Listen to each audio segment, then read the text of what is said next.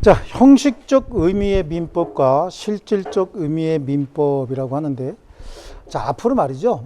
법학 공부를 이제 하시면서 민법뿐만 아니라 2차에 가면 관계법규도 있고 관리 실무 같은 데서도 아마 법을 조금 다룰 거예요.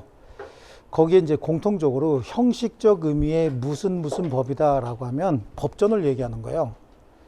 법전을 왜 형식적 의미의 민법이라고 얘기하냐면 제1장 제목 뭐 1절 뭐 그래서 1조 2조 3조 4조 5조부터는 또 뭐죠 제2장 뭐 이렇게 해갖고 어떤 그 파트별로 이렇게 형식을 갖춰갖고 조문식으로 이렇게 형성해 놨다라고 해서 형식적 의미의 무슨 법 이렇게 얘기를 해요. 그러면 이제 민법 쪽으로 가면 형식적 의미의 민법이다. 그러면 민법전 얘기하는 거죠. 또 얘기 다 안 들었어요. 본인들 공부하고 계셔. 지금 갑자기 또 형식적 의미의 민법 그러니까 밑에 있는 내용 쫙 보면서 스스로 해결하려고 지금 그러신다고. 장담하는데 스스로 해결 안 돼요. 네. 수업 잘 들으셔야 된다고 제가 자꾸 말씀드렸죠. 자, 형식적 의미의 무슨 법이라는 건 법전 얘기한다 그랬잖아요. 그러면 실질적 의미의 무슨 법이다라고 하는 건 민법으로 설명드리면 민사와 관련된 내용에 적용하기 위한 법이 우리 사법으로서 민법이라고 얘기했잖아요. 민사에 관한 모든 것은 다 실질적 의미의 민법이다 이렇게 얘기할 수 있어요. 그러면 여러분 그냥 단순한 생각에 형식적 의미의 민법의 범위가 넓을까요? 실질적 의미의 민법의 범위가 넓을까요? 실질적 의미의 민법의 범위가 훨씬 더 넓겠죠? 네, 그래요. 그래서 이만큼이 실질적 의미의 민법이다라고 한다면 형식적 의미의 민법은 요거 하나예요. 이만큼이에요. 여기에 보면은요, 민법뿐만 아니라, 민법전뿐만 아니라, 형법 있죠, 형법. 형법이나 기타, 공법, 여러 가지 법이 굉장히 많을 거예요. 이런 것들 중에서 민사와 관련된 내용이 있으면 이것도 실질적 의미의 민법에 포함시킨단 말이에요. 자, 여기다가 우리 민법 제1조에서는 조금 재미있는 게 여러분 무슨 법이라고 하면 또는 무슨 법률이라고 한다면 이런 것들은 전부 다 국회의 의결 과정을 거쳐서 나와야 돼요. 의원 입법이다라고 하는 건 국회의원이 자기가 이러이러한 법을 만들었으면 좋겠다라고 해서 의원이 제안을 한 것이고 행정입법이다라고 하는 건 행정기관에서 업무하다 보니까 이런 법이 필요하다라고 해서 행정부에서 제안을 한 거지 어떤 법이든지 법이나 법률이라고 하는 용어를 거치려면 반드시 국회의 동의 과정이, 결의 과정이 있어야 됩니다. 자, 그런데 법의 하위 법령들 보면요. 시행령, 시행규칙이라고 하는 것들이 있어요. 어떤 법을 시행하는데 법은 굉장히 포괄적이고 추상적인 내용으로 해놔야 돼요. 왜냐하면 법이 구체적이면 구체적인 그 하나의 사안에만 적용하고 다른 데는 적용할 수가 없거든요. 그러니까 법은 굉장히 포괄적인 단어로 형성되어 있어야 됩니다. 그리고 그 포괄적인 법의 내용을 세부적으로 진행하다 보면은 업무에 필요한 내용들이 있을 거 아니겠습니까? 이걸 좀 더 큰 틀에서 전국적으로 시행돼야 되고 다른 부서와도 협력이 필요한 부분들이 있으면 그건 시행령이라고 하는 명령으로 나와요. 그 다음에 시행규칙이라고 하는 거는 해당 장관이 자기 업무 시행할 때 필요한 것들이에요. 자, 이러한 법학의 기본적인 개념을 모르시면 나중에 여러분 2차에 가셔도 2차에 가면 이게 시행령의 내용이냐 시행규칙의 내용이냐라고 하는 거. 그래서 시행령에 이게 법에 아니고 시행령 아니면 시행규칙이다. 이게 시행령에 나오느냐 시행규칙에 나오느냐 이것도 시험에 나와요. 근데 이거는 사실은 법학의 개론이고 일용 공부한 사람들한테 그런 거 물어보면 안 되거든요. 그럼 그렇다고 해서 시행령 시행규칙을 다 암기해야 되느냐? 그 내용은 아닌데 그렇게 나오는 경우가 있어요. 그때는 여러분이 감각으로 이게 전국적으로 시행되면서 다른 부서와도 협력이 필요한 것이다 라고 하면 예를 들어서 국토교통부 장관하고 환경부 장관이 협력해야 된다. 그럼 국토부 장관이 더 힘이 세요? 환경부 장관이 더 힘이 세요? 에? 팔씨름 안 해봤는데 어떻게 알아? 그렇죠? 그러니까 서로 팔씨름해서 깨지기 전까지는 서로 눈 부라리고 으르릉 하겠죠? 그러니까 그거는 좀 더 높은 곳에서 정리해 줘야 된단 말이죠. 그래서 그런 건 대통령 명령으로 정하는 것이고 다른 부서와 관계없이 해당 부서에서만 업무 시행할 때 필요한 거 세부적인 시축이라든지 현장에서 조치 요령 이런 것들은 시행규칙이라고 해서 각부 장관들이 만들어 놓는 거예요. 그래서 시행령, 시행규칙. 이런 건 명령이거든요. 이런 것들은 법이 아니고 뭐죠? 대통령 명령, 각부 장관 명령인데 이런 명령 중에서도 민사에 관한 내용이 있으면 여기서 얘기하는 실질적 의미의 민법에 포함을 시키겠다는 거예요. 아시겠죠? 여기다가 이제 여기는 이렇게 쓱 보니까 전부 다 문자로 구성되어 있는 것들이죠. 그리고 책으로 편찬할 수 있는 것들이잖아요. 이런 것들을 제정법이라고 해요. 제는 뭐야? 만들어서 정해놓은 법들이다라고 하는 거죠. 이 제정법이야. 그러니까 이건 주로 성문법 형태로 만들어져요. 성문법. 근데 이것뿐만 아니라 불문법도 있어요. 불문법. 문자로 구성되어 있지 않고 불문법으로 구성되어 있는 것도 있는데 이 불문법의 형태는 대체적으로 이제 관습법이 있어요. 관습법이 있고 한국에는 이제 불문법으로는 관습법만 인정을 합니다. 조리는 법이 아닌데 여기에 또 조리라고 하는 것도 있는데 조리는 법이 아닌데 이 조리도 민사와 관련된 내용들은요 소송할 때 참고 대상이 돼버려요. 그 실질적 의미의 민법은 여기까지 포함을 시킵니다. 나라에 따라서는 이 불문법이 판례도 법제화돼서 법으로 포함시키는 경우도 많이 있어요. 판례 같은 경우도. 근데 한국은 판례는 판례법이란 말을 쓰지 않습니다. 미국 같은 경우나 영국은 판례도 판례법이라고 합니다. 그래서 걔네들은 이 판례라든지 그다음에 관습 같은 거, 관습법 이런 거 굉장히 좀 중요시하는 나라들이에요. 이게 이제 어디서 나타나냐면 우리는 소송을 할 때 보면은 소송 이제 드라마 같은 데나 영화 같은 데서 보세요. 변호사가 판사님, 존경 없는 판사님 그러면서 피고는 어쨌고 어떻게 하고 어떻게 했습니다. 이거는 죄가 되지 않습니다라고 판사한테 설득을 하죠. 그래서 판사 자유심증주의에 의해서 이걸 증거로 채택할 거냐 말 거냐, 내가 판결할 때 이걸 근거 자료로 삼을 거냐 말 거냐라고 하는 자유심증주의에 의하는데 미국이나 영국 같은 데 재판하는 거 보셨나요? 옆에 주리들 앉아 있죠? 배심원들 앉아 있어. 그 배심원을 설득을 해요. 배심원 설득해서 배심원이 이게 guilty, not guilty, 유죄다, 무죄다라고 결정을 해야 법에 정해진 형량을 판사가 때리는 거예요. 이런 체계죠. 그러니까 걔네들은요, 법의 내용이 뭐냐라고 하는 것보다 사람들의 인식과 관습이나 관행, 이런 것들이 어떤 것들이 있느냐를 더 중요시하는 거예요. 예, 그런 나라를 불문법주의 국가라고 얘기를 하고, 우리 같이 판사가 혼자서 집행하는 걸 성문법주의 국가다라고 얘기를 합니다. 아시겠죠? 여기 보면은 성문법주의 국가나 불문법주의 국가나 둘 다 성문법 다 있어요. 성문법이 훨씬 더 많아. 미국이나 영국 같은 경우에도 성문법이 훨씬 더 많은데 성문법주의 국가라고 부르는 이유는 재판할 때 제1차적 판단 기준이 관습법이나 판례법이나 또는 기타 관습 등이, 즉 불문법이 제1차적 판단 기준이 되는 나라를 불문법주의 국가라고 얘기를 하는 것이지, 불문법주의 국가라고 해서 성문법은 없는 나라가 아닌 거예요. 성문법이 훨씬 많습니다. 혹시 시사에 관심 있으신 분들은 슈퍼 301조 뭐 이런 거, 걔네들은요 어떤 나라하고 거래하면서 지네한테 조금 불편한 거 있으면 슈퍼 몇 조, 그리고 지네 마음대로 만들어버리고, 싫어? 그럼 우리나라 오지 마. 이런 식인 거죠. 그래서 성문법이 훨씬 더 많아요, 얘네들. 그런데 불문법주의 국가라고 왜 하느냐 말씀을 드렸죠. 좋습니다.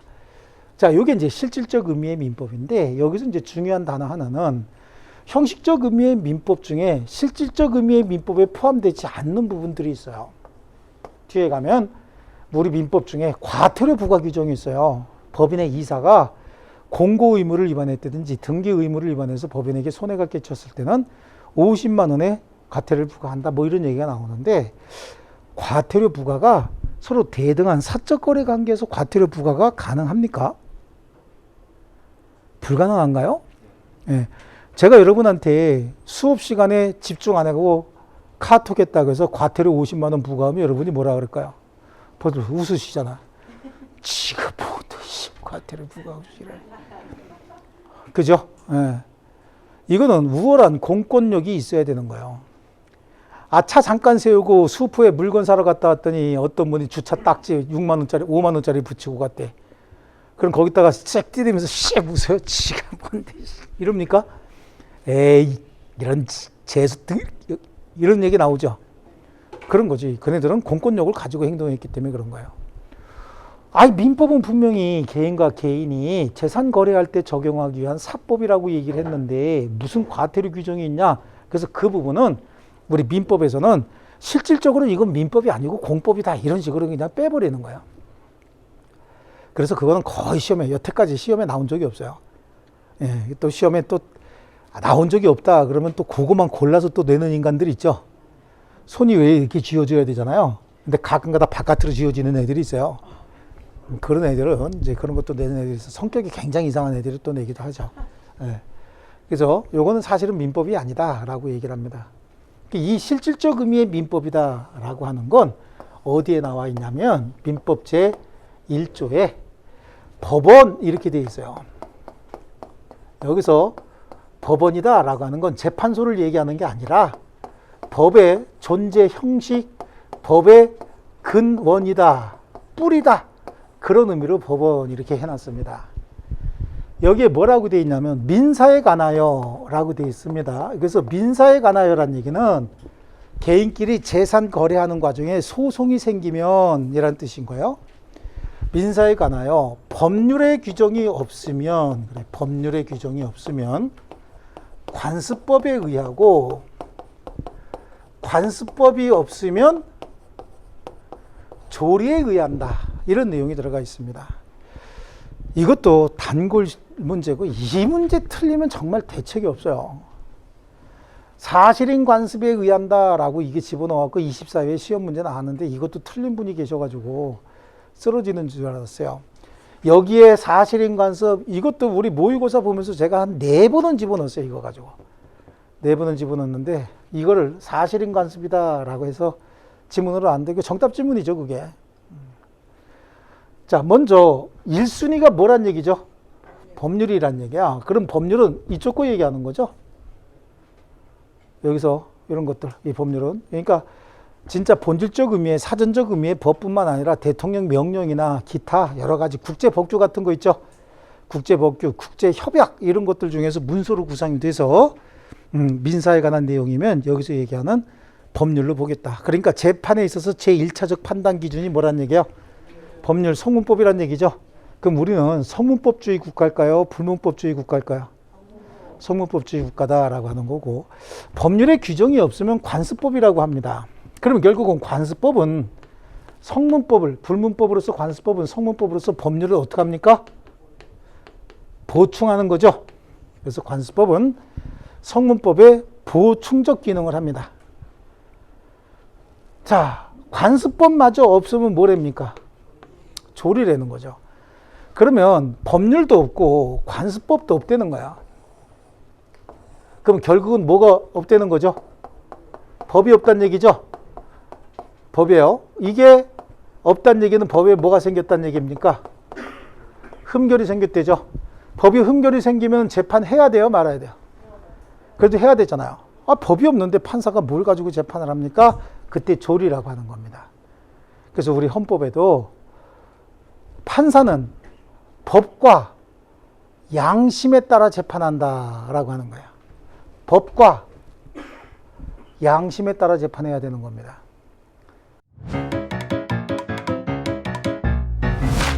에듀윌 유료 회원만의 명품 교수 서비스.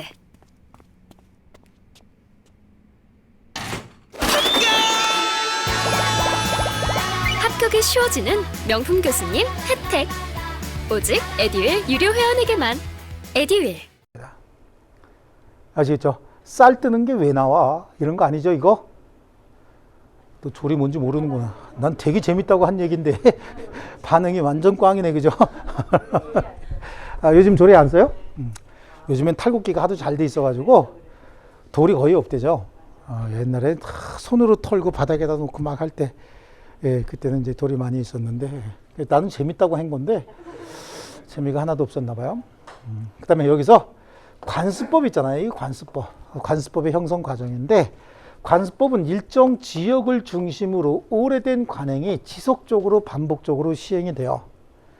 시행이 되다가 너무 오랫동안 반복적으로 그냥 진짜 반드시 지켜야 되는 것처럼 지켜오다 보니까 일정한 시점에 있어서는 이거는 반드시 지켜야 되고 이거를 지키지 않으면 상대방에게 손해까지 배상해 줘야 된다라고 하는 인식을 법적 확신이라고 얘기를 해요. 그럼 이게 여기까지는 지금 뭐였단 얘기죠? 사실인 관습이었단 얘기예요. 사실인 관습인데 이게 법적 확신을 갖게 되면 이때부터 뭐가 된다는 얘기예요? 법이 된다는 얘기죠. 그래서 여기서부터는 이제 관습법인 거고 이전에는 사실인 관습이에요. 법이 아니다라고 하는 겁니다.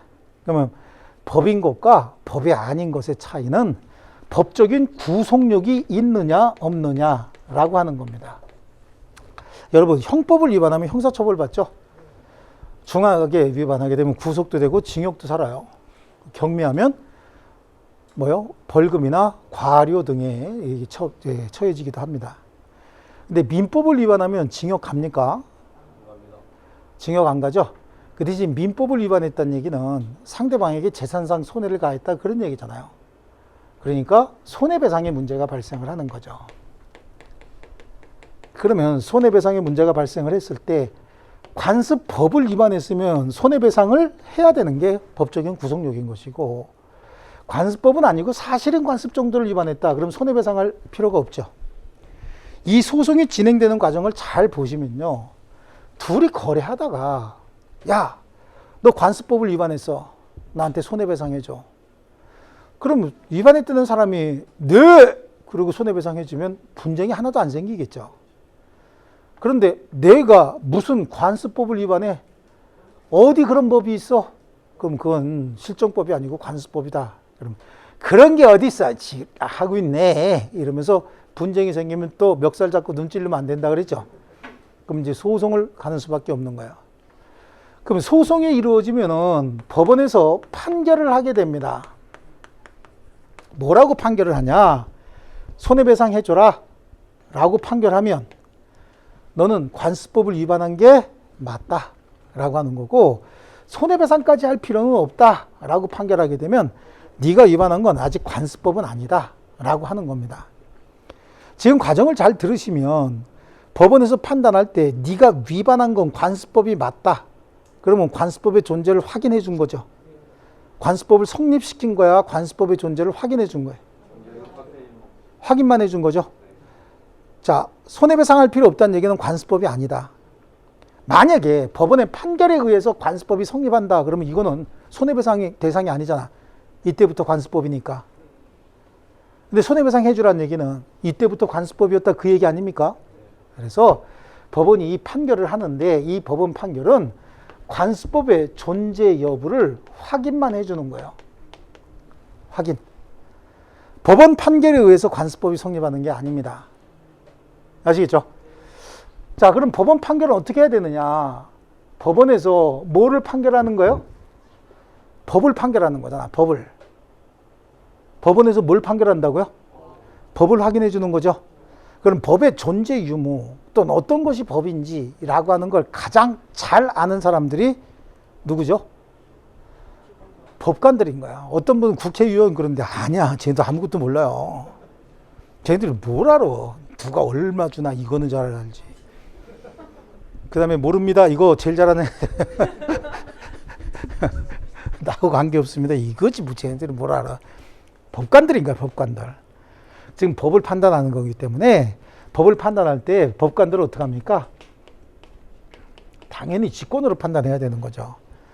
근데 이거는 성문법이 아니고 일정 지역을 중심으로 오래된 관행이 지속적으로 반복적으로 시행되다가 사람들로부터 법적인 인식을 갖게 됐을 때 법이라고 했잖아요. 그러니까 법원에서 직권으로 판단하지 못할 때 당사자가 주장해서 입증을 해야 된다라고 하는 거예요.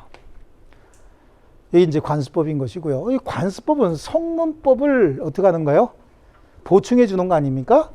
그러니까 헌법의 기본 질서에 위반된다라고 하면 법으로 존재할 수 없어요. 대한민국에서는. 그러니까 헌법의 기본 질서에 반해서는 안 되고 사회 관념, 사회 통념 이런 것들이 바뀌면 관습도 바뀌는 것이고 그러면 기존엔 관습법의 효력이 있었다라고 하더라도 과거의 사회관념에 부합할지 모르겠지만 지금의 사회관념에 부합하지 않는다. 그럼 이건 더 이상 관습법이 아닌 게 돼버리는 거예요. 이해하셨습니까? 그 대표적인 게 과거에는 종중의 구성원을 성년 남자로만 제한을 했던 이유가 있어요. 그때는 여성들은 출가 외인이다 라고 하는 의미가 있었던 거예요. 이게 부족 단위의 어떤 혈연 집단이 혈연성이 굉장히 강하다 보니까 시집을 가서 그 집에서 아기를 낳으면 그 집 식구가 되는 거지 우리 식구가 아니었다고요. 근데 지금은 그런 관념이 아니죠. 지금은 남녀 평등입니다.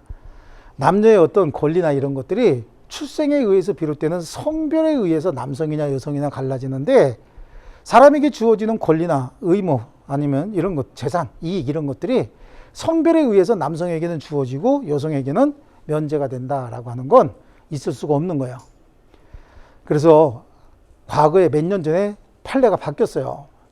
종중 구성원을 성년 남자로만 제한했던 종래 관습법상 제도는 더 이상 관습법으로 존재할 수가 없고 이건 악습 폐습이죠. 그러면 이제는 정확하게 남녀 공이 성년이 되면 종중의 구성원이 된다라고 하는 게 우리 판례인 거예요. 아시겠죠? 네, 여기 관습법까지 봤고요. 그럼 이 관습을 뭐라고 얘기하냐면 이걸 사실인 관습이다 이렇게 얘기를 하거든요. 이 사실인 관습은 어떤 의미가 있느냐? 사실인 관습도 뒤에 가면 계약 해석의 기준이 되는 거죠. 계약은 아까 앞에서 잠깐 말씀드릴 때 자유로운 의사결정과 표시에 의해서 이루어지는 거라고 잠깐 말씀드렸죠. 예, 이게 이제 계약인데 그럼 그 계약을 해석할 때는 가장 중요한 요소가 당사자의 자유로운 의사 그리고 그 의사가 어떻게 표시됐느냐라고 하는 표시 내용에 의해서 결정이 되는 거죠. 그래서 당사자의 의사가 결국은 목적인데 법률 행하게 된 목적이에요. 내가 저 부동산을 사겠습니다 라고 얘기했다는 얘기는 사겠다는 의사 표시한 거죠. 무슨 목적으로? 부동산을 소유권 취득할 목적으로. 그러니까 결국 의사 표시는 목적인데 그래서 법률 행위 해석할 때 제1차적으로 판단해야 되는 건 당사자가 의도했던 목적인 거예요. 근데 당사자가 의도했던 목적이 분명치 않아서 분쟁이 생기면 그때 해당 거래에 적용할 수 있는 사실인 관습이 있느냐 없느냐 이거 가지고 판단합니다. 둘이 거래하는데 두 사람의 의견이 서로 팽팽하게 맞서고 있는 거예요. 팽팽하게 맞서갖고 나는 이렇게 했다 아니다 저기서 저거 했다 그러면 판사가 판단할 때 이 관습법도 없고 두 사람의 의견이 만만치도 않고 그럼 어떻게 판단해야 될까? 저 내 친구 동생이야. 그럼 어떻게 해야 돼? 내 친구 동생이야. 판사야 내가. 내 친구 동생이야. 그럼 어떻게 해야 되죠? 동생 승리지 뭘 정의로운 척하고 있어. 그래요? 그럼 어떻게 해야 되는 건데? 공정하게 아니라 재판 자체를 피해야 되는 거야. 그걸 회피라고 하는 거예요. 회피. 그렇죠. 안 맡아야 되는 거예요. 그 회피. 나중에 여러분 저 관리 실무 가면 회피, 기피 이것도 시험에 나와요. 재척사유라고 해서. 판사가 공정치 않은 것 같아. 그러면 피의자나 검사가 봤을 때 나한테 불리하게 판단할 가능성이 있죠. 검사나 피의자가 저 재판관 싫어요 라고 하는 걸 기피라고 해요. 그리고 판사가 보니까 내가 여기 들어가면 안 될 것 같아. 그럼 피하는 걸 회피라고 얘기해. 기피 아니면 회피죠. 기피는 누가 하는 거라 했어요? 검사와 피해자, 피의자, 걔네들 소송 당사자죠. 검사, 기역, 기피. 판사가 회피라고 그랬죠. 그래서 판사는 회피 하는 거예요. 뭐 그거 아무것도 아닌 거 아니냐. 우리 시험에 볼 때 필요하게 공부하면 되는 거지 무슨 법학 박사 될 거 아니잖아요. 그러니까 시험 필요하게 발음하고 그래서 나와서 맞히면 되는 거예요.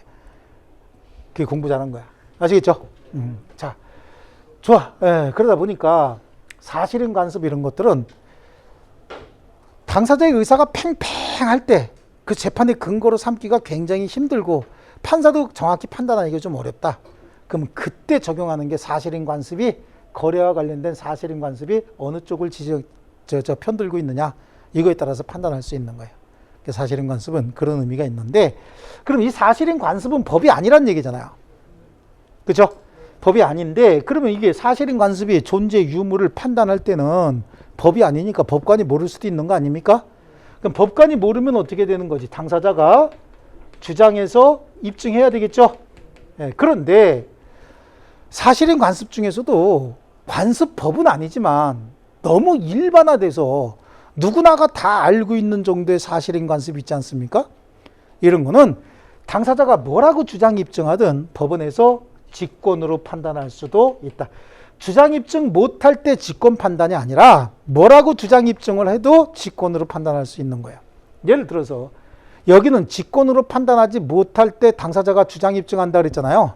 근데 사실인 관습은 당사자가 뭐라고 주장 입증을 해도 법원에서 직권으로 판단할 수 있다. 예를 들어서 우리 사실인 관습이 이런 게 있어요. 명절 같은 때 보면은 보통 두 부부가 살아도 남편들 집으로 좀 먼저 가요. 이제 시댁이라고 하죠.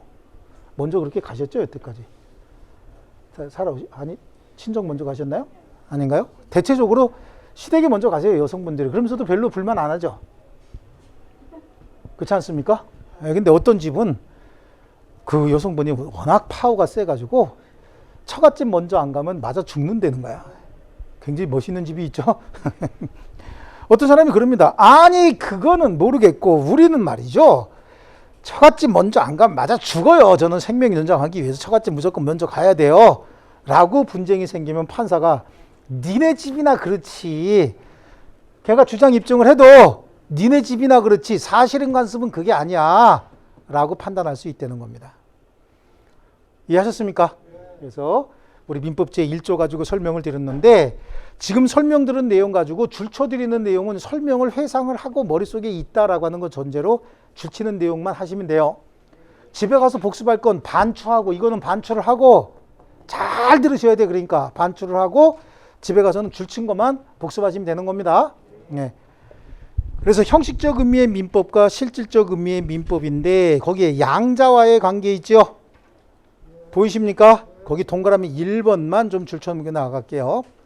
형식적 의미의 민법과 실질적 의미의 민법은 일치한다, 일치하지 않는다.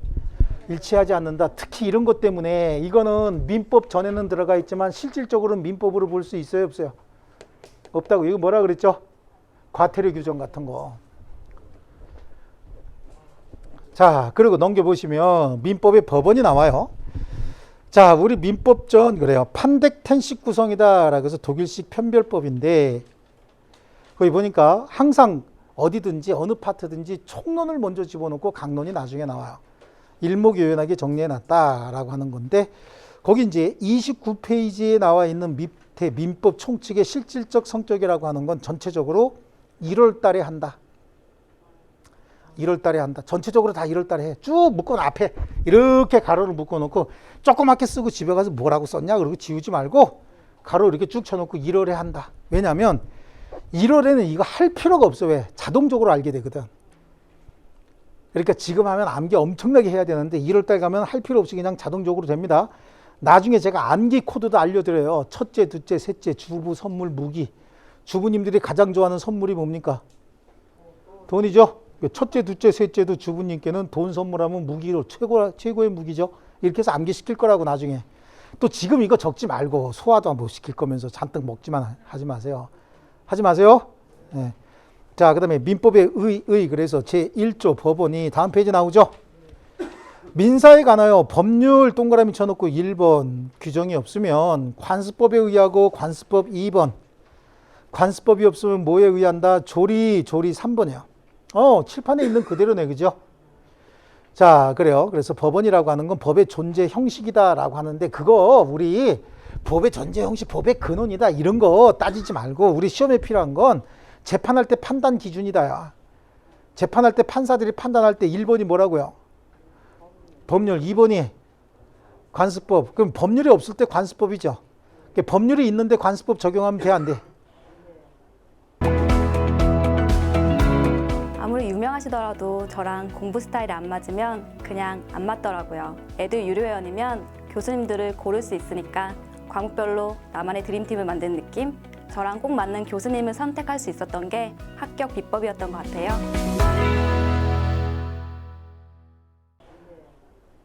그거 뭐 한참 생각해야 돼? 법률이 있는데 관습법 적용할 수 있어요, 없어요? 왜요? 법률 규정이 없으면 관습법이라고 했잖아요. 그러니까 이런 효력을 보충적 효력이라고 얘기하는 거예요. 아시겠죠? 그럼 관습법마저 없으면 그럼 뭐가 없다는 얘기야, 아까? 법에 없다. 그럼 법에 흠결이 생겼다 그 얘기죠. 그럼 재판을 포기합니까? 그때 등장하는 게 뭐죠? 조리다. 양심, 신의칙 이런 것들인 거야. 자, 그래서 밑에 보니까 성문법, 불문법 나오죠. 성문법은 아까 배웠던 거 문자로 구성된 법전이 있죠. 이런 걸 제정법이라고 했어요. 불문법은 뭐 관습법이라든지 또는 판례법이라든지 조리 등이 있는데 우리는 판례법이나 조리는 법으로 보지 않습니다. 하지만 재판의 근거로 삼을 수 있는 건 뭐예요? 조리라고 얘기를 했죠. 판례법은 법이 아니에요. 그 다음에 밑에 보니까 성문법주의와 불문법주의가 나오죠. 자, 가만히 생각해 볼게요. 또 다시 이것도 뭐 이렇게 그냥 헤딩하면 안 돼. 제가 한번 머릿속으로 생각해 볼게요. 성문법은 법전이 있잖아요. 1조엔 뭐가 있고 100조엔 뭐가 있고 1118조엔 뭐가 있다라고 하는 거 쭉 찾아볼 수 있죠. 그러니까 이게 법적 안정성이 높다는 거예요. 법적 안정성이 높다는 얘기는 이게 법인지 아닌지 우리가 쉽게 확인할 수 있다 그런 뜻인 거예요. 그렇잖아요. 읽으면 내용은 몰라도 이게 법인지 아닌지는 알 수 있는 거잖아요. 이게 법적 안정성이 높다 그러고 정비하려면 3조 잘못됐어, 4조 잘못됐고 8조 잘못됐고 9조 잘못됐고 15조 잘못됐고 20조 잘못됐고 바꿔야 돼. 그러면 한꺼번에 바꿀 수 있어요. 이게 통일적 정비가 가능하다라고 얘기를 해요. 이게 우리나라 사람들이 무슨 우리 법의 통일적 정비가 잘 돼, 안 되는데 그거는 원래 쟤네들이 해야 되는데 안 해서 그런 거야. 누구라고 구체적으로 얘기 안 했죠? 저기 있는 애들이 해야 되는데 안 하고 있는 거야. 본질이 법을 빨리빨리 패스파되어 있고 사문화돼 갖고 작용하지 않는 법들을 빨리빨리 바꾸고 사회적 관념을 바꾸면 법을 빨리빨리 바꿔줘야 되는데 그게 쟤네들 일인데 쟤네들은 본질이 쌈박 찔리는 줄 아는 애들 있잖아요. 그래서 안 하고 있는 거지 실제로는 성문법은 통일적 정비가 굉장히 쉬운 거야. 법적 안정성이 높고 통일적 정비가 쉽다. 왜냐하면 법조문이 명확하 구체화되어 있기 때문에 그래요. 그런데 불문법은 뭐야? 불문법은 사회관념에 따라서 바뀌는 거예요. 지금 우리하고 지금 20대 애들이나 20대 분들이나 30대 분들하고 40대, 50대 분들하고 관념이 다르죠. 그래요. 지금 우리가 40대, 50대, 60대가 현재 주축의 세력으로 지배하고 있는 이 한 세대가 지나고 나서 20, 30대가 주축이 되는 그 세대가 오면 지금 있었던 관행이나 관습 같은 것들은요 굉장히 많이 바뀔 거예요. 그렇지 않습니까? 그러면 불문법으로서 관습법 같은 경우는요 특별한 과정 없이도 사회관념이 바뀌면 쉽게 바뀌어요. 근데 성문법은 사회관념이 바뀌어도 쟤네들이 움직이기 전에는 안 바뀌는 거 아닙니까? 그래서 관습법의 가장 큰 장점은 뭐냐면 법이 탄력적이다. 사회 변화의 대응성이 높다. 그래서 이걸 어려운 말로 뭐라고 얘기하냐면 구체적 타당성이 높다라고 얘기를 해요. 자, 성격 급하게 하지 말고 조금 더 듣고. 성문법의 장점은 뭐라 그랬어요? 통일적 정비, 법의 명확화 이렇게 장점이라고 얘기했죠. 불문법의 장점은 구체적 타당성 확보가 용이하다. 그럼 단점도 알아야 될 거 아니야. 성문법의 장점을 역으로 생각하면 불문법의 단점이 되는 거고 불문법의 장점을 역으로 생각하면 성문법의 장점이 되는 거예요. 그러면 성문법의 단점이 뭘까요? 단점이 구체적 타당성 확보, 사회 변화의 대응성, 적응성이 떨어진다는 얘기죠. 그럼 불문법의 단점은 뭐냐? 법률 생활이 명확하지 않다. 관습법 같은 경우는 있는지 없는지 지역에 따라 다 달라요. 그죠? 이게 관습법인지 아닌지 잘 모르겠는데 저는 고향이 완전 서울이에요. 서울에서 나서 서울 종로 통인동이 제 고향이에요. 완전 고향. 우리 조상의 근거지가 거기에요. 근데 이제 저희 처갓집은 저기 충청도 쪽이에요. 결혼하기 전에 가갖고 처남들하고 고수도불 치는데 서울에서는 첩복하면 무조건 피 하나씩 뺏어가고 500원씩 받거든. 근데 거긴 그런 거 없다는 거야. 그래서 내가 기분이 나빠갖고 그런 게 어딨어. 처남끼리 모여 있으니까 이제 숫자에서 밀리죠. 다수결해서. 밀리는데 옆에서 장모님 그러더라고. 요즘에는 시골서도 다 준다. 우리 장모님이 제 사위편 들어주더라고. 그래. 이렇게 지역에 따라서 다 다르잖아. 고들이 관습득이죠. 그렇기 때문에 이 관습법은요, 사람이 바뀌거나 관념이 바뀌면 쉽게 이렇게 바뀐다고. 이게 구체적 타당성, 사회 변화의 대응성은 높아. 하지만 제가 뭐라 그랬어요? 서울에 있던 관습, 관행하고 거기서 관행하고 다를 수 있잖아요. 그러니까 법적 안정성은 떨어지는 거죠. 하지만 성문법은 전국 어디에나 다 적용되는 거잖아요. 그래서 성문법의 장점은 다시 한번 머릿속으로 정리하고 넘어갈 거예요. 법적 안정성, 그다음에 통일적 정비가 쉽다. 왜냐하면 법전이 있으니까. 그럼 단점은 뭐야? 사회 변화의 적응성, 대응성이 떨어진다죠. 탄력성이 떨어지고 구체적 타당성 확보가 용이치 않다. 그러면 불문법의 장점은 구체적 타당성 확보, 사회 변화의 대응성, 탄력성이 높다. 하지만 법적 안정성이 떨어진다. 됐죠? 이렇게 해서 정리하고 끝나는 거야, 이거는. 잘 나올 내용도 아니고 여러 번 시험에 딱 한 번 나왔어요. 24번 시험 보면서. 근데 이런 법학 개론적인 내용까지 자꾸만 시험에 내면 그 나쁜 사람들이야. 욕 안 먹으려고 안 내 잘. 됐고요. 자, 민법의 법원과 그 순위를 잠깐 보시면요. 페이지는 31페이지죠. 자, 제1조는 일단 성문법 우선주의고, 그렇죠? 양쪽 가로 1번 줄칠게요. 성문법 우선이고, 양쪽 가로 2번에 보충적 효력으로서 관습법과 조리다. 그죠? 그러니까 성문법이 있으면 관습법은 적용되지 않는 거예요. 또 관습법이 있으면 조리도 적용되지 않습니다. 그래서 순위까지 번호까지 매겨놨죠. 자, 그러면 성문법으로서 민법의 범위에 속하는 것 그랬잖아요. 그건 다 암기해야 되는데 여러분 암기할 필요가 없어요. 민법은 당연히 우리 여기서 얘기하는 법률에 포함되지 않겠습니까? 그 다음에 민사 부속 법령도 다 여기 포함되는 거 맞겠죠. 근데 형법이나 공법이나 헌법이나 이런 것들 중에서 민사에 관한 내용 포함되는 것이고, 대통령 명령이나 국제적인 조약이나 협약 같은 것 중에서도 민사와 관련돼 있으면 여기에 포함시켜야 된다는 얘기예요. 어디에? 법률에. 그러니까 제 판단에 있어서 제1차적 기준에 들어간다는 얘기죠. 문서화되어 있는 것들, 책으로 되어 있는 것들, 조문 형식을 갖추고 있는 것들, 이런 것들 있잖아요. 이런 것들은 다 여기서 얘기하는 법률에 들어가는 겁니다. 그러니까 그건 암기할 게 아닌 거예요. 딱 느낌만 가지고 느낌 아니까 그러고 넘어가면 되는 거예요. 그 다음 페이지 한번 보시면요. 대통령 명령도 나오고, 대법원 규칙 있죠. 대법원 규칙도 다 법원이야. 민사와 관련된 것만 법원이. 민사와 관련된 거. 조약이나 국제법규 중에서도 민사와 관련된 것만 법원이 돼야 되겠죠. 근데 이거 치사하게 한번 나온 적이 있어요. 치사하게 나온 게 국제상거래에 관한 유엔 협약 이렇게 나왔어요. 유엔 협약은 유엔에서 정한 협약이잖아요. 이건 국제조약과 동일한 효력이 있고, 근데 이게 민사와 관련된 내용인가요? 민사와 관련된 내용이 아니에요. 이게 우리 시험에 나온 적이 있어요. 근데 내가 그 조문을 진짜 내가 외교부인한테 제가 처음에 시작을 사회생활을 공무원으로 했기 때문에 걔한테 물어봤어요. 그랬더니 지도 모른다는 거야. 이런 것들이 수천 개인데 이걸 다 어떻게 아냐. 보니까 야 그런 게 있긴 있다 야 그러더라고. 나중에 물어보니까. 국제상거래에 관한 유엔 협약. 이게 민법의 법원이 되느냐. 이게 정답이라고 그 법원이라고 나온 거죠. 그게. 법원이라고 나왔는데 정말 치사했죠. 근데 이제 힌트는 뭐였냐면 상거래. 뭔가 재산거래 하는 거잖아요. 그러니까 이게 민법의 법원이다라고 해서 정말로 더럽고 치사하게 낸 적도 있습니다. 이렇게. 아시겠죠? 그러니까 그 수천 개를 제가 다 알려드릴 수는 없어도 느낌 가지고 이게 재산거래와 관련돼 있나? 그러면 이거는 유엔 협약이니까 일단은 국제조약과 동일한 효력이 있는 것이고 상거래와 관련된 거니까 이거 재산거래와 관련이 있다. 이렇게 느낌 가지고 하면 되시겠죠? 네.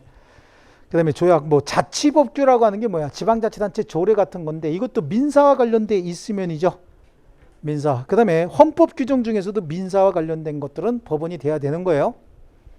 이해하셨습니까? 그 다음에 관습법 있죠? 관습법. 자, 관습법은 법전이 있어요? 없어요? 없죠. 일정 지역을 중심으로 오래된 관행이 지속적으로 반복적으로 시행됐느냐 이걸 봐야 되죠. 그래서 거기 성립요건인데 성립요건에 민사 내용에 관한 민사 관행 내지는 민사 관례가 있어야 되고 일정 기간 동안 일정 지역을 중심으로 계속적으로 반복적으로 시행돼야 되고 관행이 법규범으로 일반적으로 인식이 돼야 됩니다. 줄쳐야 될 거는 밑에 거 두 개인 거야. 리을하고 미음 보이시죠? 헌법의 기본 질서에 반해서는 안 된다라고 하는 거 하고 또 공소 양속 및 강행 규정에 위반해서는 안 된다. 그렇잖아요. 관습이 공소 양속 및 관행 강행 규정에 위반한다. 공소 양속에 위반한다. 과거에 그거야. 종중 구성원은 성년 남자로만 구성한다라고 하는 이런 관습법상 제도 있죠. 이거는 지금은 절대 통용돼서는 안 되는 거예요. 그렇지 않습니까? 특별한 지위나 자격이 출생에 의해서 결정되는 성별에 의해서 특별한 지위나 자격이 부여된다든지 박탈이 된다. 이거는 헌법에서 정하고 있는 헌법의 기본 질서에 반한다. 이렇게 얘기할 수 있습니다. 아시겠죠? 그래서 그 두 개를 좀 챙겨 놓으시고, 그 다음에 판례가 줄칠 게 몇 개가 있어요. 그 판례 중에서 여러분이 거기 보니까 1번하고 2번, 3번, 4번, 5번 판례가 있지 않습니까? 여기 중에서 나머지 1번, 2번이라든지 5번 판례 같은 거 있잖아요. 요것들은 설명용으로 필요한 것들이에요. 그럼 시험용으로 나오는 건 3번이나 4번에 있는 내용을 줄을 쳐드릴게요. 자, 3번에 있는 내용은 지금 줄치면서 쫓아와 볼게요. 줄치면서요. 공동선조의 후손 중 성년 남자만을 종종 구성원으로 하고 여성은 종종 구성원이 될 수 없다는 종래의 관습은, 거기까지요.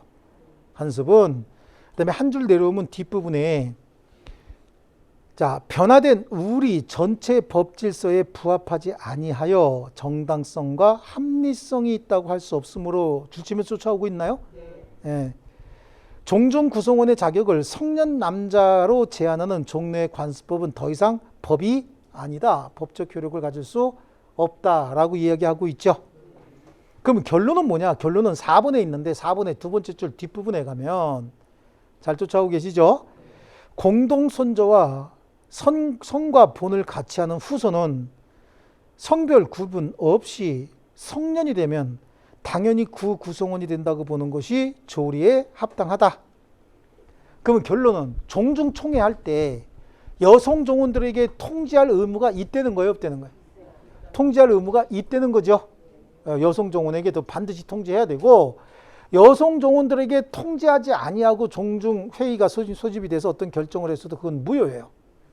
무효인데 나중에 여성까지 참여시킨 회의에서 추후에 법률 효과를 승인한다는 뜻이거든요. 그럼 추인하게 되면 새로 결의하나 기존에 있던 걸 유효로 하나 결국은 같은 내용 아닙니까? 그래서 나중에 추인하게 되면 소급해서 효력이 발생할 수는 있겠지만, 여성들을 배제한 상태에서 남자끼리만 모여서 종중총회 결의가 있었다. 일단 무효입니다. 아시겠죠? 왜 무효인 거야? 왜? 뒤 밑에 5번에 있는 판례를 몰라도 왜? 여성도 종중 구성원이잖아, 이제. 그러면 결의에 참석시켜야 되죠? 예. 자, 좋습니다. 그래서 성립 시기, 그 밑에 있는 내용 중요합니다. 관행의 존재와 법적 확신을 성립 요건으로 하고 법원 판결에, 줄칩니다. 법원 판결에 의해서 그 존재가 확인된다. 관습법은 기역, 니은, 디귿은 다 알아도 다 줄쳐도 괜찮습니다. 그 다음에 관습법은 일반인의 법적 확신을 통해서 이미 존재하는 것으로서 법원 판결은 관습법의 성립 요건이 아니다. 그럼 법원 판결은 뭐라 그랬어요? 관습법의 존재 의무를 확인만 해주는 거라고 얘기를 했죠. 그래서 관습법은 법이므로 당사자가 이를 원용하지 않더라도 법원에서 직권으로 고려하지만, 법원이 모든 관습법의 존재를 알지 못하는 경우에는 당사자가 주장 입증할 필요도 있다. 자, 됐고요. 그럼 뭐 관습법의 역할은 줄어들고 있다라고 하는 거고요. 판례에 의해서 확인된 관습법이 있죠. 여기 보면 앞에다가 이렇게 밑으로 내려서 쓰세요. 밑으로. 지분명사양. 밑으로 내려서 써. 밑으로 내려서. 지분명사양 이렇게.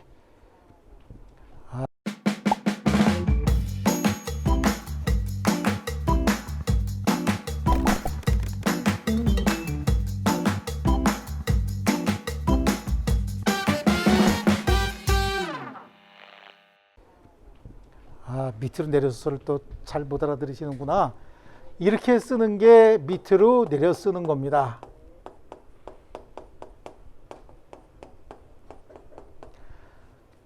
이게 이제 옛날에 제가 말을 왜 이렇게 만들었냐면, 옛날에 제주도 사는 친구가 가족하고 집에 놀러 왔는데, 그래서 한 이틀 있다가 가는데 제가 교통비를 줬어요. 야, 이 교통비 해라 가면서 뭐 좀 사 먹고.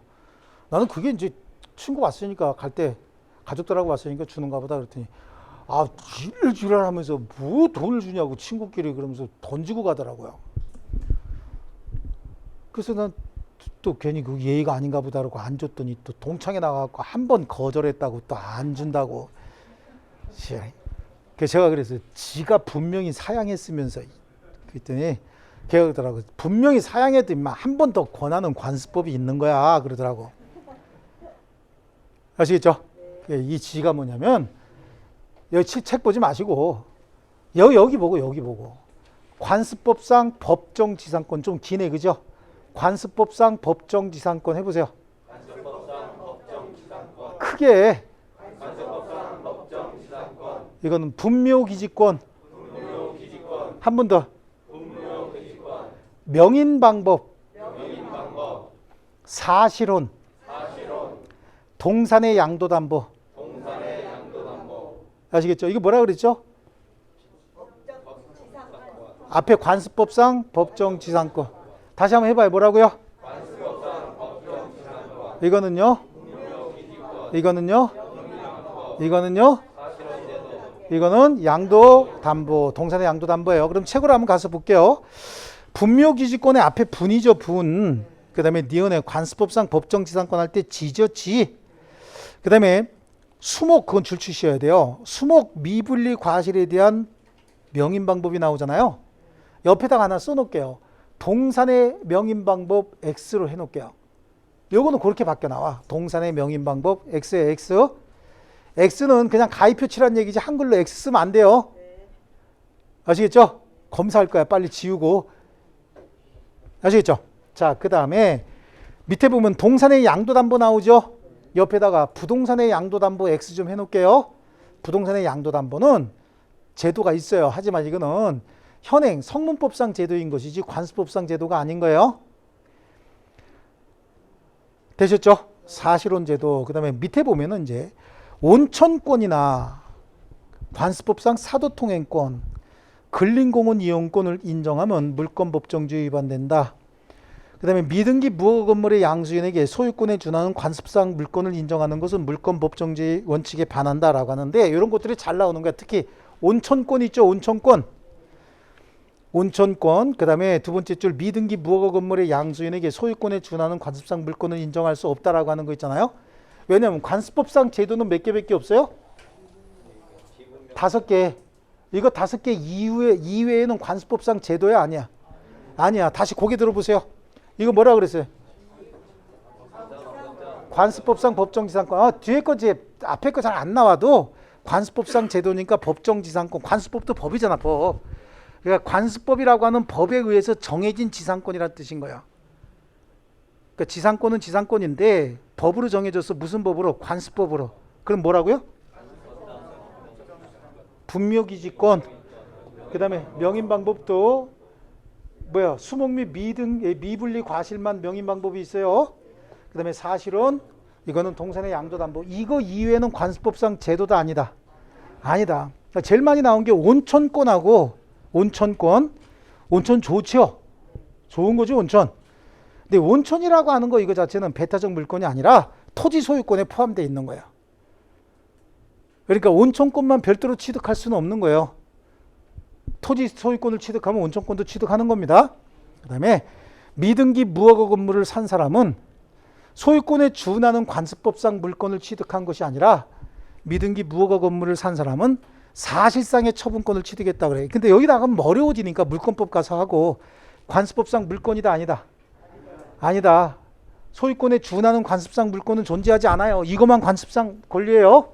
이 중에서 이제 물권이 요 3개거든 사실은요. 요 3개인데 물권법 가서 하기로 하고 요거만 관습법상 제도다라고 하는 거 좀 인식 좀 하셔야 됩니다. 아시겠죠?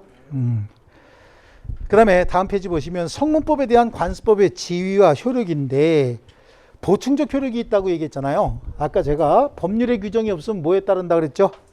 관습법에 따른다고 얘기를 했죠. 그러니까 관습법은 법률이 없을 때 적용이 돼요. 이게 이제 우리 법체계 전반적으로 이렇습니다. 전반적으로. 그런데 경우에 따라서는 관습법이 법률과 대등한 효력이 있는 경우도 있어요. 이건 우리 민법 제 185조에 가면 있긴 있는데 그거 말고 거기 동그라미 2번에 한번 보세요. 우선적 효력이 있죠. 우선적 효력은 관습법이 성문민법에 우선한다고 아까 몇 번 얘기했죠. 뭐 상관습법은 성문민법에 우선한다죠. 거기 나오네. 그래서 우선적 효력 그거만 줄쳐놔요. 상무관습법도 특별법의 일종에 따라서 성문미법에 우선한다. 결국은 이건 특별법 우선의 원칙에 따라서 그런 거 아닙니까? 그 다음에 밑에 이제 사실인 관습과 관습법이에요. 사실인 관습은 법이에요, 아니에요? 아니죠. 하지만 이건 계약 해석의 기준이 될 수가 있는 것들 아닙니까? 그래서 사실인 관습도 어떤 의미가 있을 수 있는데 거기에 사실인 관습의 맨 위에 칸 말고 두 번째 칸 있잖아요. 두 번째 칸. 거기에 보니까 제가 읽어볼 테니까 잘 보세요. 사실인 관습은 사적 자치가 인정되는 분야, 즉 그 분야의 재정법이 주로 임의 규정일 경우에 법률의 해석의 기준으로서 또는 의사를 보충하는 기준으로서 재판의 자료로 삼을 수 있다. 제가 아까 이거 뭐라 그랬습니까? 사실인 관습도 분쟁이 생기면 재판의 기준이 된다라고 얘기를 했죠. 당사자의 의사가 분명치 아니할 때는 사실인 관습도 재판의 기준이 될 수가 있다. 그래서 당사자 의사를 보충해 주는 거거든요. 그런데 그 두 번째 또 그 분야의 재정법이 주로 강행 규정일 경우에 강행 규정 자체가 결함이 있거나 강행 규정 스스로가 관습에 따르도록 위임한 경우 외에는 법적 효력은 부여할 수가 없다. 자, 거기에 이런 내용이 있을 수가 있는 거죠. 사실인 관습이 있는데 자, 어떤 법률 규정이 있어요. 법률 규정에 제1조에 A는 이렇게 가는 거고 두 번째 B는 이렇게 간다. 그런데 세 번째 C는 사실인 관습에 따른다 라고 돼 있다고. 이걸 위임 규정이라고 하는 거예요. 그러면 이게 강행 규정이면 A는 반드시 알파로 해석해야 되죠. B는 반드시 어디로 가야 되는 거야? 베타로 가지만 C는요 뭘로 가야 된다고? 사실인 관습으로 가야 되지. 그럼 결국은 사실인 관습은 법은 아니지만 강행 규정에서 C가 되면 무조건 뭐에 따른다? 사실인 관습에 따른다. 다시 한번 C가 되면 뭐에 따른다고요? 사실인 관습에 따른다. 그러면 C는 무조건 사실인 관습이 적용돼야 되겠네. 강행 규정이니까. 그럼 사실인 관습도 법적 효력이 부여될 수는 있는 거죠. 이해하셨어요? 자, 다시 한번 잘 생각해 보면 사실인 관습은 법이요, 아니요? 법이 아니에요. 그러니까 당사자 의사를 보충해야지 법적인 효력은 있을 수 없어요. 아까 둘이 팽팽하게 서로 의견이 대립되고 있을 때 판사가 사실인 관습이 있으면 그쪽으로 편을 들어줄 수 있다고 얘기했잖아요. 그러니까 당사자 의사를 보충해 주는 거야. 의사가 분명치 않을 때. 그러나 혹시 법률 규정에서 사실인 관습에 따른다고 위임해 버렸어요. 그럼 그때 사실인 관습도 이거하고 대등한 효력 아닙니까? 그럼 강행 규정이 될 수도 있는 거죠. 예. 그런 얘기를 하고 있는 거예요. 그리고 밑에 관습법과 사실인 관습의 주장 입증 책임이 있죠. 그거 다 동그라미 쳐놓으셔야 돼요. 양쪽 다. 관습법은 그거 중요합니다. 양쪽 다. 관습법은 당사자 주장 입증 기다리지 말고 직권으로 판단하는데 직권으로 판단하지 못할 때만 당사자 주장 입증하는 거야. 한데 사실인 관습은 법령과 같은 효력이 없습니다. 그래서 당사자가 주장 입증해야 되겠지만 사실인 관습은 일상생활에 있어서 일종의 경험칙에 속하고 경험칙은 일종의 법칙으로서 당사자 주장이나 입증에 구애됨 없이 법관이 직권으로 판단할 수 있다. 아시겠죠? 그 두 개 정도 잘 정리를 해 두시고 자, 그 밑에 24의 문제는 너무 쉬웠어요. 너무 쉬워갖고 24의 문제를 안 넣고 23의 문제를 그냥 유지했는데 물권은 관습법에 의해서도 창설될 수 있나요? 이게 관습법상 물권 세 가지라고 얘기했죠. 창설될 수 있는 것이고 두 번째 우리 관습법상 제도가 몇 개 있다 그랬어요? 5개. 앞 글자 따갖고 뭐라 그랬죠? 지분명 사양이라고 얘기했죠. 그러면 거기 2번에 미등기 무허가 건물의 양수인에게는 소유권에 준하는 관습상의 물권이 인정됩니까? 안 됩니까? 이런 관습상 물권은 존재하지 않는 거야. 지분명 사양만 관습법상 제도예요. 자, 그래서 사실은 관습은 관습법과 달리 법령의 효력이 없는 단순한 관행이다. 법률행위 당사자 의사를 보충하는 것이다 라고 되어 있는데 일단 2번에 틀린 내용이 나와 있죠. 그러니까 밑에 내용은 안 읽어도 관계없는 거야. 되셨습니까? 그 다음에 조금 조리까지 하고 마칠 겁니다. 자, 조리는 뭐냐? 조리는 두 번째 줄에 보면 재판의 준칙이면서 조리가 구체화되면 신의칙을 구성한다. 그리고 중요한 내용도 또 줄치겠습니다. 2번에 굵은 글씨만 줄칠게요. 법이 흠결이 있으면 뭐에 의해서 조리에 의해서 재판해야 된다. 그러니까 3번에 보세요. 그러면 조리도 재판의 근거가 된다는 얘기인가요? 그러니까 3번에 조리도 법원성을 인정해야 되겠죠. 재판의 근거가 되니까. 그 다음에 판례요. 판례는 법원입니까? 아닙니까? 아니라고 얘기를 했죠. 한국은 판례를 법원으로 보지 않습니다. 그 미국 같은 경우는 판례가 이제 법원이긴 해요. 하지만 한국은 법원이 아닌가요? 아시겠죠? 그럼 판례가 뭐 때문에 판례 공부합니까? 판례는 우리 형식적으로는 법원이 아니야. 하지만 하급심을 사실상 기속하는 기속력이 있어요. 당해 사건에 있어서만. 아시겠습니까? 자, 요게 뭘 얘기하냐? 자, 어떤 재판이 있었어요. 그래서 우리 1심, 2심, 3심은 항상 최종심은 대법원에서 합니다. 그래서 지방법원 단독심, 그럼 지방법원 합의부가 제2심 재판부가 되고 최종심은 항상 대법원인 거야. 지방법원 합의부에서 1심 재판부를 담당했으면 고등법원이 2심 재판부가 되고 대법원이 3심 최종심인데 1심에서 A라고 판결이 나왔습니다. 2심에서 B라고 판결이 나왔어요. 그럼 A는 효력이 없는 거예요, 더 이상. 근데 대법원에 가갖고 A로 판결이 나면 이게 효력이 없는 겁니다. 이게 A로 바뀌고 이거 다시 A가 되는 거죠. 이렇게요. 근데 이거하고 아주 유사한 다른 사건이 생겼다는 거예요. 그 다른 사건에 1심이 A라고 판결했더니 2심이 또 다시 B라고 판결했어요. 아주 유사한 사건인데 이러면 돼, 안 돼? 된다는 얘기야. 얼마든지 할 수 있다는 얘기예요. 근데 대법원에서 다시 A라고 했대요. 그럼 이거 지워지겠죠? 예, 지워지는 거예요. 그 다음에 아주 유사한 사건이 생겼어요. 그때 여기서 A라고 했어요. 그때 여기서 또 B라고 하네. 그럼 이거 지워졌을 거 아니에요? 그때 대법원에서 B라고 했다고. 굉장히 유사한 사건인데. 그럼 이것도 결론적으로 뭐가 되는 거죠? B가 되는 거야. 그 다음번에 굉장히 유사한 사건인데 여기서 A라고 했고 여기서 A라고 했다는 거죠. 그때 대법원에서 C 그랬다는 거야. 그럼 이건 다 뭐가 되는 거야? C가 되는 거예요. 아시겠죠? 자, 이렇게 재판에 있어서 상급 법원의 판단은 당해 사건에 있어서만 하급심을 기속하는 거지 유사한 다른 사건을 기속할 수 있어요, 없어요? 없습니다. 법관 중에서 제일 고참이고 제일 곧 퇴직할 최고참 법관이 어디가 있어요? 아유, 아니야.